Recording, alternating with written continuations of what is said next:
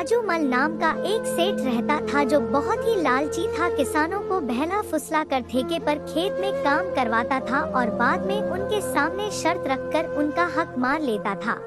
देखो चंगू, यह गरीब किसान भी बड़े अजीब होते हैं। जानवरों की तरह दिन रात मेहनत करते हैं और बदले में 2 वक्त की रोटी के लिए तरसते रहते हैं।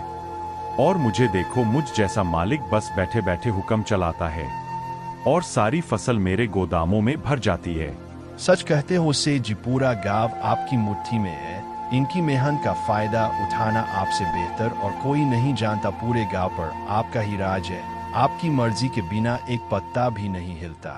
राजा तो हूँ ही, बेवकूफ को ऐसी ऐसी शर्तों पर अपनी जमीन उधार देता हूँ कि मेहनत ये करते हैं और फसल मैं हड़प लेता हूँ। आखिर इनकी औकात ही क्या है मेरे सामने। सेठ यह बातें कर ही रहा होता है कि तभी उसके पास भोला नाम का एक गरीब किसान आता है जो बहुत दुखी और परेशान होता है। सेठ जी, मैंने सुना है कि आप किसानों को अपनी जमीन ठेके पर देते हो। हाँ भाई, तुमने बिल्कुल ठीक सुना है। मैं अपनी जमीन ठेके पर देता हूँ।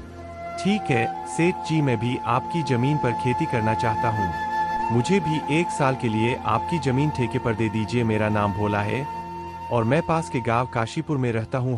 हम ठीक है भोला, मैं तुम्हें अपनी जमीन ठेके पर तो दे दूंगा, पर उसके लिए मेरी कुछ शर्तें सुन लो। ठीक है सेठ जी, बताइए क्या शर्त है।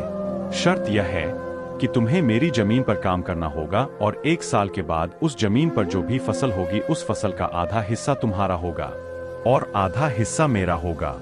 ठीक है सेठ जी, मुझे आपकी शर्त मंजूर है। सेठ से जमीन की कागजी कार्रवाई करने के बाद भोला वहाँ से चला जाता है और अगले दिन खेती करने के लिए उस खेत में पहुँच जाता है। चलो सेठ जी से जमीन तो मिल गई है, अब इसमें खेती करता हूँ। उम्मीद है कि इस साल अच्छी फसल होगी। मुझे बहुत मेहनत करनी होगी, तभी मेरे हिस्से में कुछ बच पाएगा। भोला किसान दिन रात कड़ी मेहनत करता है और फसल उगाता है। कुछ महीनों बाद फसल उगकर तैयार हो जाती है। भोला अब अपनी उस फसल की कटाई भी शुरू कर देता है। चलो भाई, इस साल तो बहुत अच्छी फसल हुआ है। अगर आधी जमींदार भी ले जाएगा तो भी मेरे हिस्से में कुछ तो आ ही जाएगा। भोला की उगाई हुई फसल की खबर सेठ राजू मल के कानों तक पहुंचती है। अरे सेठ जी, सुनते हो क्या? आज भोला अपनी फसल की कटाई कर रहा है। इस साल तो भोला की फसल बहुत अच्छी हुई है। क्या सच में? यह तो बहुत अच्छी खबर है कि भोला आज फसल की कटाई कर रहा है। चलो चलकर देखते हैं। अरे भोला, फसल तैयार हो गई है। क्या इस बार तो तुम्हारी फसल काफी अच्छी लग रही है? हाँ सेठ जी, इस बार मैंने धान की फसल लगाई है। काफी मेहनत करने के बाद इतनी अच्छी फसल हुई है। अब तो मैंने कटाई भी शुरू कर दी है। अरे यार, तेरी मेहनत से कुछ नहीं हुआ है। यह तो मेरी उपजाऊ जमीन का कमाल है। तुम्हारी मेहनत हो या ना हो, फसल तो होगी ही।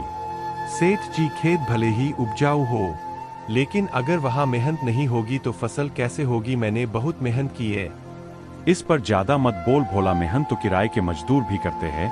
असली कमाई का हकदार वही है। इसकी जमीन है। शर्त के मुताबिक अब जल्दी से मेरे हिस्से की आधी फसल निकाल ताकि मैं चलूं यहाँ से, मुझे और भी काफी काम है। यह कहकर सेठ भोला से अच्छी फसल लेकर चला जाता है और खराब फसल भोला के पास छोड़ देता है, जिसे देखकर भोला मायूस हो जाता है। हे ऊपर वाले, इतनी मेहनत करने के बाद बस इतनी सी फसल मेरे हाथ आई है। धिक्कार है। ऐसी जिंदगी पर आखिर कब तक दूसरों के इशारों पर नाचता रहूंगा? भगवान, कब मेरी अपनी जमीन होगी? भोला इसी तरह अपनी जिंदगी काट रहा था।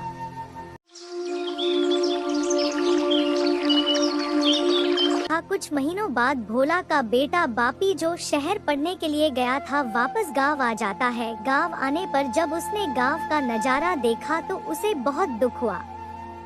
पिताजी, हमारे गांव का यह हाल क्यों है? सभी लोग दुखी और परेशान नजर आ रहे हैं। आखिर बात क्या है? बेटा, इस गांव में किसानों की यही किस्मत है। सेठ राजू मल जैसे लोग हमारी मेहनत का फायदा उठाते हैं। मेहनत हम करते हैं और फल सेठ राजू मल जैसे लोग खा जाते हैं। हमारे पास ना अपनी जमीन है ना अधिकार, बस मेहनत करते हैं और भूखे रहते हैं। कि यह स्थिति सुनकर बापी बहुत दुखी हो जाता है और गुस्से में आ जाता है। पिताजी आप चिंता मत कीजिए, अब यह अन्याय और नहीं चलेगा। आज से मैं खेती करूंगा और उस लालची सेठ राजू मल को उसी की शर्तों में उसकी चालाकी का जवाब दूंगा।